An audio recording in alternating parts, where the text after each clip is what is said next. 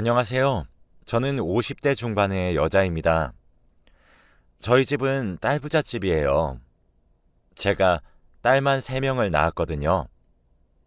각각 대학생, 고등학생, 중학생이죠. 저희 큰딸은 어른스럽고 정말 믿음직스러워요. 항상 무엇이든지 알아서 척척 잘해왔죠.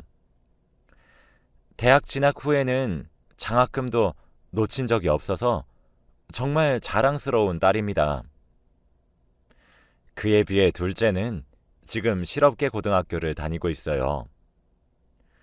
사춘기가 너무 심하게 찾아왔는지 담임 선생님으로부터 상담 요청이 정말 잦습니다.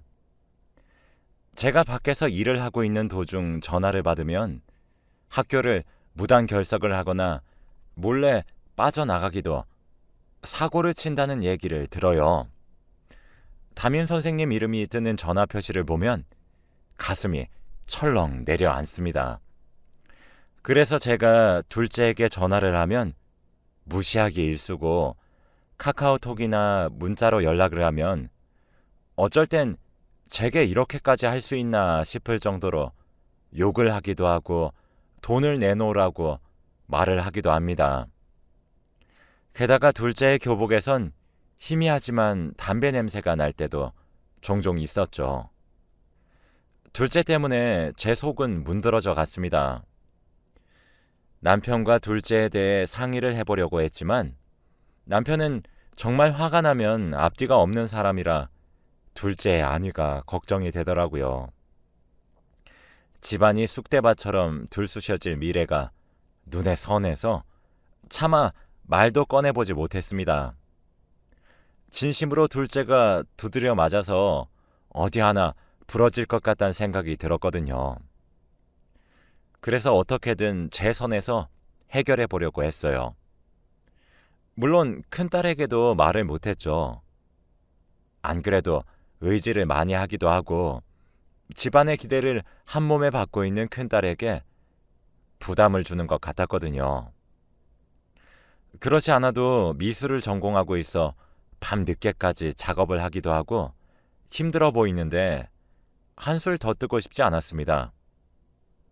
그러던 어느 날 여느 때와 다름없이 일을 하고 있는 도중 막내딸로부터 전화가 한 통 걸려왔어요. 전 아무것도 모른 채로 "딸, 무슨 일이야?" 라며 전화를 받았죠. 그런데 막내가 발을 동동 구르며 지금 큰언니가 미친 것 같다며 둘째를 미친 듯이 두드려 패고 있으니까 빨리 집으로 오라는 겁니다. 가만히 들어보니 전화 너머로 둘째가 악을 지르는 소리도 함께 들려왔어요. 전 정말 심장이 쿵 떨어지더라고요. 너무 놀래서 천천히 차근차근 말해보라고 막내를 다그쳤는데 큰딸이 막내 동생 전화를 뺏었는지 큰딸 목소리가 들려오더라고요. 큰딸은 오늘 둘째의 비행 사실을 전부 다 알게 되었고 이 일을 절대 그냥 지나갈 수 없다며 이대로 가다간 정말 크게 엇나갈 것이 분명하다며 둘째를 패 죽여서라도 정신을 차리게 만들 것이니 저보고 끼지 말고 하던 일 마무리 다 하고 천천히 퇴근하라고 말한 뒤에 전화를 끊더라고요. 저는 막내에게 전화를 다시 걸었지만 받질 않았습니다. 집으로 전화해도 받질 않더군요. 게다가 하필 급한 일을 처리하고 있는 와중이라 도중에 자리를 비울 수도 없었죠. 정말 어떻게 처리한 건지 지금은 기억도 안 날 정도로 부랴부랴 일을 처리하고 서둘러 퇴근했습니다. 집에 도착하니 눈앞에 벌어진 광경에 정말 쓰러지는 줄 알았습니다. 온 집안이 쑥대밭이 되어 있었고 둘째 딸은 얼굴과 온몸에 얼룩덜룩 멍을 달고 구석에 박혀 있더라고요. 그뿐만 아니라 둘째 방문은 손잡이가 어디로 갔는지 보이지도 않았습니다. 저는 그 꼴을 보자마자 이게 지금 무슨 난리냐며 소리를 질렀어요. 눈물 범벅이 된 둘째는 울먹이며 저를 불렀어요. 큰딸은 그런 둘째를 보고 입 다물라고 했습니다. 둘째는 찍소리도 못하고 입을 다물더군요. 큰딸은 저를 거실 소파에 앉히고 이 난리가 일어나게 된 전말을 이야기해 주더군요. 어제 제가 늦잠을 잔 탓에 촉박하게 출근하게 되었습니다. 그러다 보니 제가 급히 나가다 미처 제 휴대폰을 챙기지 못했죠. 또 어제는 큰딸이 공강인 날이라서 집에 있었던 날이었습니다. 하필 그때 둘째의 담임선생님의 전화가 제게 걸려온 모양이에요. 큰딸은 원래 제 전화를 받진 않는데 둘째 담임선생님으로 저장되어 있어서 받았다고 하더라고요. 혹시 둘째에게 큰일이 생겨서 급하게 연락 온 건가 싶어서 말이죠. 물론 그 연락은 여느 때와 마찬가지로 둘째의 불량한 행실 때문이었지만 말이죠. 선생님은 어머니께 직접 말을 할 테니 어머니 보고 연락 좀 다시 해달라고 전해달라고 했는데 큰딸이 우겨서 본인도 알아야 되겠다며 이야기를 해달라고 했대요. 선생님은 학교로 어머니가 오셔야 될 것 같다고 말을 하니 큰딸은 그럼 본인이 내일 학교에 상담을 엄마를 대신해 나가겠다고 했다더군요. 그리고 큰딸은 제 휴대폰에서 둘째와 제가 나눈 메시지 또한 보게 되었죠. 욕설이 섞인 돈을 달라는 메시지 전부를 말이죠. 제가 어제 퇴근했을 때는 어떠한 티도 안 내고 별다른 말이 없었고 평소와 다름없었습니다. 저는 정말 까맣게 몰랐어요. 그렇게 오늘 오전 큰딸은 학교에 상담을 갖고 둘째의 비행 사실을 전부 알게 된 것입니다. 둘째가 왕따를 주도해서 제가 불려가서 직접 피해 학생과 그 부모님들께 허리 숙여 사과한 일, 학교에서 몰래 담배를 피다 수시로 걸렸던 일, 상습적으로 후배들의 돈과 물건을 빌린다는 명목으로 뺏어서 제가 변상을 해온 일 등을 전부 들었다고 하더군요. 그렇게 큰딸은 상담을 하고 선생님께 고개 숙여 사과를 드리고 버르장머리를 이번엔 아주 단단히 고치겠다 말을 하고 집으로 왔고 집에 도착하자마자 둘째의 방을 뒤졌대요.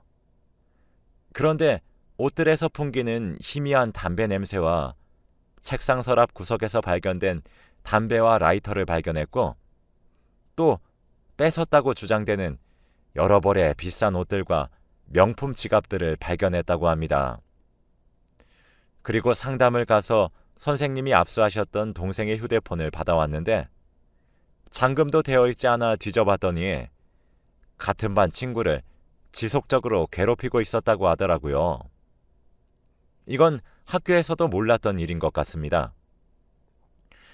큰딸은 단체 대화방에 한 친구를 초대해서 차마 입에 담기 힘들 만한 욕을 하고 마치 자기 수족처럼 친구를 부리는 것을 눈으로 목격했고 말로 해서 조용히 끝낼 수 없을 일이라고 직감했다고 해요. 그 길로 저희 안방으로 들어가 남편의 골프채를 하나 꺼내서 거실에서 둘째가 오기만을 기다렸답니다. 중학생인 막내가 집에 먼저 도착했는데 큰딸의 분위기가 뭔가 심상치 않으니 둘째에게 연락을 했나 봐요. 막내가 귀가하고 얼마 지나지 않아 둘째가 집에 들어왔다고 합니다. 큰딸은 저에게 말하길 처음부터 곤죽이 될 정도로 때릴 생각은 없었고 정말 최후의 수단이라 생각하고 골프채를 옆에 뒀대요. 먼저 둘째의 자초지종을 그래도 한번 들어봐야 되겠다 싶어서 말이죠. 그런데 둘째는 뭣도 모르고 큰딸에게 너 같은 게 분위기 잡으면 누가 쫄 것 같냐며 욕과 함께 낄낄거리면서 조롱했대요. 깐족깐족거리는 둘째를 본 큰딸은 화를 참지 못하고 둘째의 뺨을 내리쳤다고 하더라고요. 뺨을 시작으로 둘째는 골프채로 신명나게 두드려 맞았던 겁니다. 그걸 본 막내가 제게 전화를 걸었던 것이었고 큰딸이 제게 말을 하기 위해 전화를 바꿔받는 순간에 둘째는 자기 방으로 도망쳐서 문을 걸어 잠궜대요. 그랬더니 글쎄 큰딸이 저와 전화를 끊고 막내에게 한 번만 더 전화하다 걸리면 너도 저꼴 날 것이라며 협박을 한 뒤에 공고함에서 망치를 꺼내와 둘째 방문 손잡이를 깨 부순 거였습니다. 막내는 큰딸을 말리려고 했지만 큰딸은 막내에게 이 사이에 끼어들면 너도 같이 죽여버리겠다고 경고를 하고 그때부터 둘째는 얻어 터졌던 것이었습니다. 큰딸은 둘째를 후려치다 못해 둘째 방에 있는 모든 물건들을 깨부쉈대요. 어쩐지 둘째 방에 있던 행거가 무너져 있더라고요. 그리고 저를 졸라서 산 비싼 옷들은 다 가위로 조각조각 냈고 둘째 교복이랑 추리닝 이렇게 필수품인 옷들을 제외하고는 다 갈기갈기 잘라버렸더군요. 막내 말로는 둘째 방에서 큰딸이 소리를 고래고래 지르며 두드려 팼대요. 사실 큰딸은 워낙 어른스럽고 조용조용해 제가 의지하는 딸이거든요. 그 모습이 잘 상상이 가지도 않습니다. 그제서야 둘째를 한번 살펴보니 울어서 그런 건지 하도 맞아서 그런 건지 얼굴이 퉁퉁 부어 있었고 여기저기 둘째의 머리카락으로 보이는 것들이 굴러다니더군요. 큰딸은 둘째를 후드려 패면서 둘째가 해온 비행 사실을 하나하나 짚었다고 합니다. 담배도 짚고 넘어가고 정말 야무지게도 때려 놓았더군요. 그렇게 큰딸은 한참을 때리다가 둘째에게 종이와 볼펜을 하나 주며 잘못한 일을 전부 적으라고 한 뒤에 다 적을 때까지 기다렸고 종이를 받음과 동시에 메타작을 종료했다고 해요. 그러면서 둘째에게 한 번만 더 엄마가 이번처럼 학교에 불려가거나 또 종이에 적혀져 있는 비행을 저지르게 되면 이번처럼 곱게 끝내지 않겠다며 2차 메타작을 경고했고 옆에 있던 막내 보고도 너도 이 꼴 나고 싶지 않으면 알아서 처신 잘 하라고 얘기했다고 하더라고요. 사실 막내가 둘째를 닮아가는지 약간씩 엇나가려고 하는 조짐이 보이는 것 같아 걱정이 많았거든요.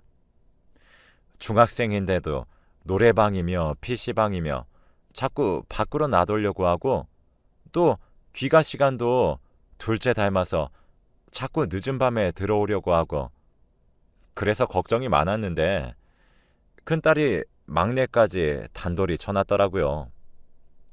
그리고 큰딸은 제게 와서 미안하다고 얘기했습니다. 엄마, 내가 집에서 일을 크게 만들어서 미안해. 폭력적으로 해결하려고 한 것도 미안해. 근데 이건 엄마가 놀래서 심장이 내려앉았을까봐 미안한 거지. 둘째를 때린 건 하나도 미안하지 않아.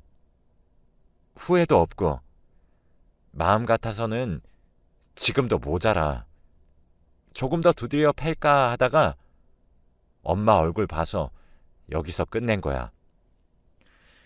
나도 둘째가 지금 사춘기고 반항하는 것도 잘 알겠는데 나는 정도가 있다고 생각해. 엄마한테 돈 달라고 욕을 내뱉는 행동이 어린 반항이야?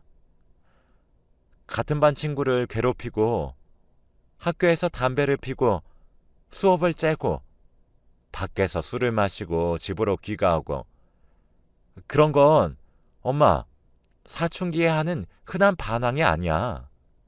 그건 잘못된 행동이지. 나는 그렇게 생각해. 그건 사춘기가 와서 하는 어리고 어설픈 반항이라고 보기엔 이미 너무 선을 넘었어. 엄마는 그렇게 생각하지 않아? 나는 엄마가 둘째를 훈육하려고 하는 것도 알고 있었고 훈육의 몫은 엄마의 몫이라고 생각했어. 내가 하면 선 넘는 거라고 생각했는데 지금 보니 엄마의 훈육은 하나도 제대로 되어 있지 않았어. 오히려 엄마 알기를 우습게 알고 있더라고. 지금이라도 내가 바로잡아야 된다고 생각했어. 엄마, 나는 둘째가 만일 이 시간 이후로 또 같은 행동을 반복한다면 절대 모른 체 하고 넘어가지 않을 거야. 절대 그냥 보고만 있지 않을 거라고.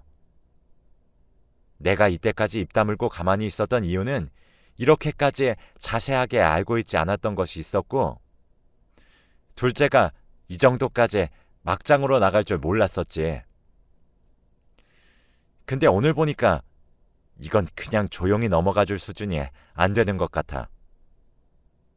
미안해, 엄마. 라면서 말이죠. 그러고는 둘째 보고, 야, 너도 내 말 들리지? 너 한 번만 더 이번과 비슷한 상황 일어나면 오늘처럼 곱게 안 끝낸다. 알았어? 라고 말했습니다. 참 제게 조목조목 말하는 큰딸을 보니 제가 할 말이 없어지더군요.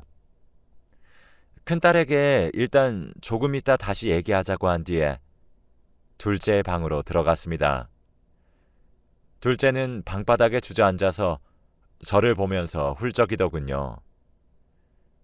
둘째 몸을 한번 살펴보니 얼굴은 퉁퉁 부어 있었어요.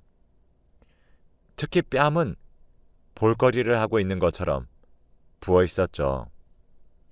입고 있던 반팔티는 얼마나 쥐어뜯긴 것인지 목은 늘어날 대로 늘어나 있었고 팔과 다리에는 벌써부터 멍이 올라오는 것인지 푸르스름해져 있더군요. 그래도 둘째가 잘못은 했지만 막상 이렇게 얻어맞아 주저앉아 있는 모습을 보니 불쌍하더라고요. 이 사실을 남편에겐 어떻게 설명을 해야 할까 싶어서 머리가 다 지끈거렸습니다. 일단 집을 치우기 시작했고 둘째도 본인 방을 아무 소리 없이 치우기 시작하더라고요. 남편이 약 2시간 후에 집으로 돌아왔습니다. 저는 남편을 안방에 큰딸과 데려갔고 자초지종을 이야기했죠. 자초지종을 들은 남편도 동공이 흔들리더군요. 하긴 오죽하겠습니까? 순하디 순한 큰딸이 저리 만들었다는 사실을요. 손목도 얇디 얇고 여린 아이가 어디서 그런 힘이 생겼을까요? 남편도 알겠다고 한 뒤 저는 저녁 준비를 하기 시작했습니다. 집이 쑥대밭이 되어 급히 준비한 저녁이라 식탁 위는 조촐했죠. 밥을 먹으면서 저희 남편은 세 딸들 모두에게 각자 말을 했습니다. 먼저 둘째에게는 만약 한 번만 더 엄마 알기를 우습게 알고 주제도 모르고 날뛰면 너는 그때 정말 가만두지 않을 거니까 처신 똑바로 잘해. 이번 일은 이대로 넘어가겠지만 지켜볼 거다. 알겠어? 라고 했고 막내에게는 너도 오는 일 누구보다 바로 옆에서 봤으니까 느낀 바가 많을 거다. 너도 처신을 똑바로 잘하고 있지 않아? 다만 둘째보다 정도가 덜할 뿐이지.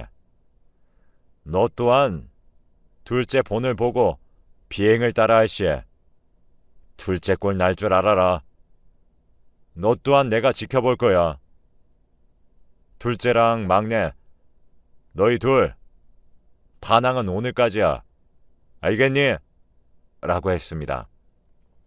남편은 대답 안 해! 라고 소리쳤고 둘째와 막내는 기어들어가는 것만 같은 목소리로 네 라고 했죠. 그리고 큰딸에게는 오늘 일은 잘했다고 해야 할지 못했다고 해야 할지 사실 모르겠다. 나는 가정에 많은 관심을 기울이고 있다고 생각했는데 내가 알고 있던 사실이 빙산의 일각이었던 것도 충격이다. 물론 이 사실을 알려준 것은 네가 잘한 일이지만 너도 오늘 과했단 사실을 인정하고 있니? 라고 묻자 큰딸은 네라고 대답했습니다. 남편은 이어서 오늘 네 행동은 너무 과한 행동이었어. 그런 일이 있었으면 아빠인 나에게 왔어야지. 그걸 숨기려고 들고 네 선에서 해결하려고 한 행동은 잘못되었어. 이번엔 네 행동을 넘어가겠지만 다음번엔 이렇게 해결하지 말고 아빠에게 먼저 찾아와라. 라고 했어요. 큰딸은 알겠어요. 아빠, 죄송해요. 라고 대답했습니다. 저녁을 다 먹고 저 또한 안방에서 혼이 났어요. 당신 자식에게 물은 것도 정도가 있어야 돼. 이런 일을 나한테 왜 숨겼어? 라고 남편이 말을 했죠. 저는 아니, 그게 당신이 욱해서 오히려 일이 커질 줄 알았어. 그래서 내 선에서 해결하려고 나름 노력한 거야. 랬어요. 남편은 그래서 지금 일이 어떻게 해결됐어? 여보, 오냐 오냐 하며 기르는 것도 정도가 있는 거야. 나는 결국 당신이 아무런 말도 없어 아무것도 몰랐잖아. 집안의 가장이 이런 일을 하나도 모르고 있다는 게 말이나 된다고 생각해? 나한테는 둘째가 학교에서 태도가 좀 불성실할 뿐이라며. 왜 당신한테 욕하고 돈을 달라고 한다거나 술, 담배를 배웠다거나 이런 건 하나도 언급을 안 했던 거야. 당신의 그런 오냐오냐 하는 태도가 둘째를 더 엇나가게 만든 걸 수도 있다는 생각은 안 들어? 당신도 똑같아. 당신이 숨겼다고 해서 훈육이라도 똑바로 했음 내가 말을 안 해. 당신도 한 번만 더 나한테 애들 문제 어디 숨기기만 숨겨봐. 알겠어? 라고 화를 냈고 저는 알겠다며 다음부턴 솔직하게 말을 하겠다고 약속했습니다. 그렇게 그날 밤은 지나갔어요. 지금 현재 둘째는 온몸과 더불어 얼굴까지 상처랑 멍이 너무 많아서 학교에 나가지 못하고 있습니다. 둘째의 꼴을 보고 있으니 차마 학교에 내보내지 못하겠더라고요. 그래서 학교에는 몸이 좋지 않아 그렇다고 둘러댔고 집에만 있습니다. 막내 또한 학교가 마치면 제각 집으로 돌아왔어요. 그리고 제가 저녁을 차리면 둘째와 막내가 번갈아 가며 설거지를 합니다. 원래 큰딸이 했었거든요. 그뿐 아니라 청소나 빨래 개기 등 모든 집안일을 도와준 사람은 큰딸이었는데 그날 이후로 막내와 둘째는 시키지도 않았는데 옆에서 거들어주기 시작했어요. 빨래도 척척 개고 더럽다고 쳐다도 보지 않던 분리수거도 하고 말이죠. 게다가 책상에 앉아서 공부까지 합니다. 그런 아이들을 보고 있자니 내가 너무 오냐오냐 했냐는 생각이 참 많이 드네요. 제 딴에는 나름 훈육을 잘하고 있다고 생각했는데 큰딸의 매타작과 남편의 엄한 경고로 특히 둘째가 완전히 개가천선한 것을 보고 있자니 정말 씁쓸하거든요. 저와 남편 둘 다 큰딸이 너무 폭력적으로 일을 해결한 것 같아서 고민이 이만저만 아니었는데 본인의 일상으로 돌아가 다시 과제도 열심히 하면서 잘 지내고 있는 걸 보니 저희가 너무 걱정한 것 같기도 합니다. 큰딸 덕에 저희 집이 쑥대밭이 되긴 했지만 일단 결과적으론 딸아이 둘의 변화가 긍정적이라 지금은 지켜보려고 해요. 저도 많이 반성했습니다. 누군가에겐 가해자였을 딸을 제가 너무 편파적으로 생각했다는 사실 또한 인정했고요. 이제부터라도 남편에게 숨김없이 사실을 말하기로 약속도 했어요. 사흘 정도만 있으면 둘째도 학교에 갈 수 있을 것 같아요. 아마 앞으로는 비행에 비읍도 하지 않을 것 같네요. 제게 있었던 일을 어디에 말할 곳도 없어 이렇게 글로 끄적여 사연을 보내보았습니다. 여러분들 가정은 평안하시길 바랄게요. 제 이야기를 들어주셔서 정말 감사합니다. 행복하세요.